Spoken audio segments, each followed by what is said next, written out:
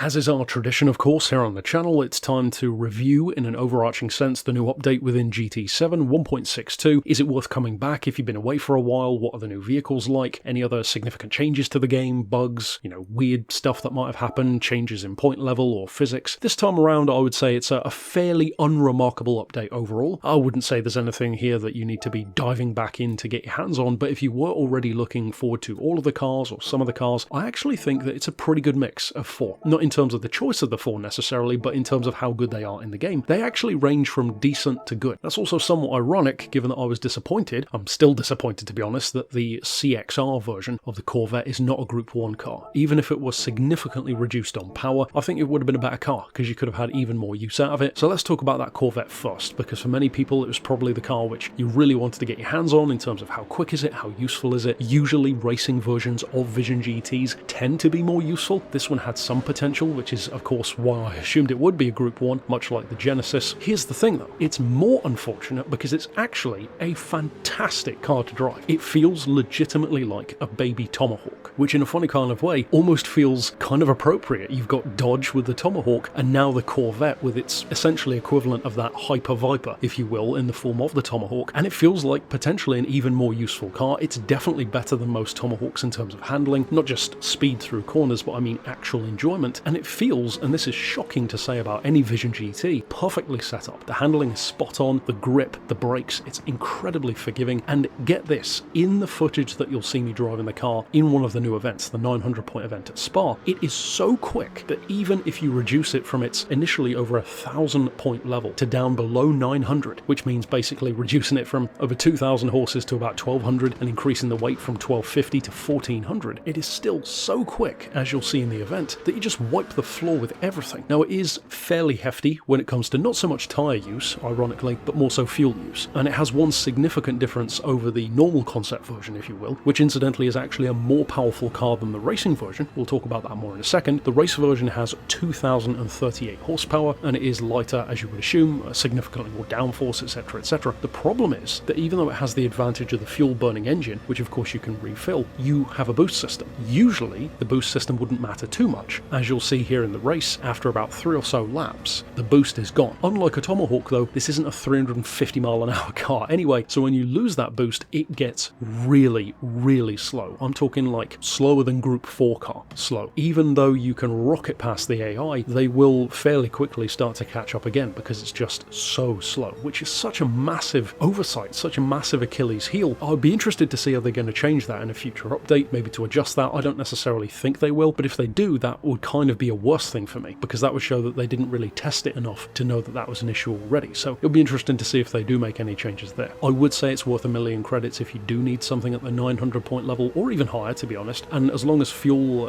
efficiency or longer laps don't matter too much, it is ballistically good. It's just absolutely fantastic to drive. The other version, fully electric, even more powerful by quite a lot actually, 2,145 horses, still only weighs 1,400 kilos, so even more so for a full EV, that's not bad at all. The point level is more modest, but not by much. It's 911 on sports tyres, mind you. You have four-wheel drive, it feels like it spins up the wheels pretty much constantly on the straights, and despite the fact that I would say it's very much a point and shoot kind of car, it is still, and this is something which I believe I did predict, I said that I thought that if any Vision GT program had a chance to be really good, it would be a Corvette, and that I would hope that Corvette would want that to be the case. That feels like it is here, because as far as Vision GTs go, as far as electric VGTs in particular go, this is without question the best handling electric Vision GT in recent memory, possibly even one of the best we've ever had. And I know that's not saying a huge amount, but it really is a pleasure to work with. It's way quicker than something like the Skoda in terms of sheer outright power. Again, very much Tomahawk levels of power. It's legitimately one of the most powerful cars in the game, but it's so much fun to drive, and even though it's not as good as the racing version, it is surprisingly good in its own way. Being fully electric, you'll have to decide where you plan to use it, and for some people that will put you off. Next up, of course, we have to talk about the meme car, the Avantime. It's a modern cult classic. Renault, of course, are, alongside Honda with the Type Rs, masters of high-performance front-wheel drive chassis, thanks to the visuals and the fact that one of the new motor swaps is actually the Suzuki race engine, which can be built up to nearly 800 horsepower with just a turbo. It's pretty monstrous, especially going through just the front wheels. All the more ironic is that it still handles better than the Nismo GTR does, which is kind of insane given that it's still over an 1100 kilo car. car even after weight loss. In standard form, the Avantime is a 50 grand car. In fact, if you discount the Vision GTs, it's a 50 grand update because the Afeela, spoiler alert, is free once again to have. We'll talk about that more in a second though, but it's 377 points, so it's pretty low in the case of the Avantime. It's fairly heavy, but it's not crazy these days. It's 1740 kilos, 1741 to be exact, 204 horsepower, so not quite Clio V6 level, but not too far off. And with the motor swap,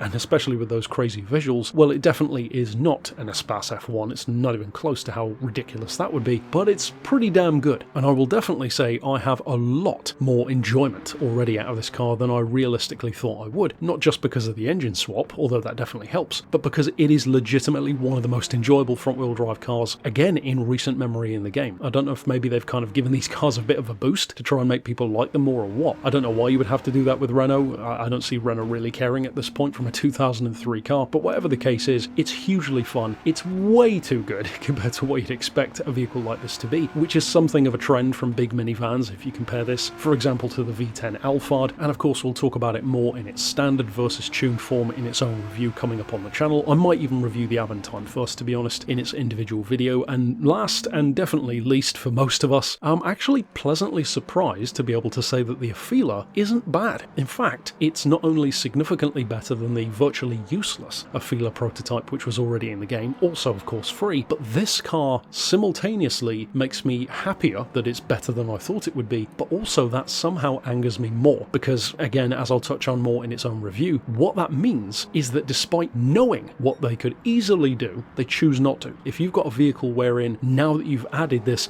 miraculous option of just being able to modify the suspension, literally just that one fundamental change between this and the normal Afeela, it literally makes a world of difference to the car. Because in terms of spec, it's barely any different at all. Visually speaking, aside from the roof sensors, it doesn't look that much different. You can do some extra visuals to it, but not to a crazy degree. You've got a wing and a chin splitter, that's about it. And even for the point level, ironically, it's lower in standard form, 530 to the existing car's 536 points. It's got about 480 horsepower, so in other words, pretty much what the car had anyway, and it weighs about 2400 kilos, so it is legitimately one of the heaviest cars in the game, just like the previous version. Also, like that car, it's completely free, and that is something which I have some curiosity about as well moving forward, because although I get the point of making it free, you know, they want as many people to like the car and try the car as possible, that makes total sense as a marketing thing. I'm curious how that's going to be handled in, for example, the next game, because if you think about it, if you had an Afeela, maybe even forget the other version and just have this version, well, if this is a day one vehicle in Gran Turismo 8, for example, and it's still free, but if they don't do that with the price, you'd have to assume they'd do some kind of level lock system, or maybe a collection point level to prevent people from having the car, because if you think about it, a 480 horsepower EV for free, whether you like them or not, that's just ridiculously OP for a new player. In terms of actually driving the Afeela, well,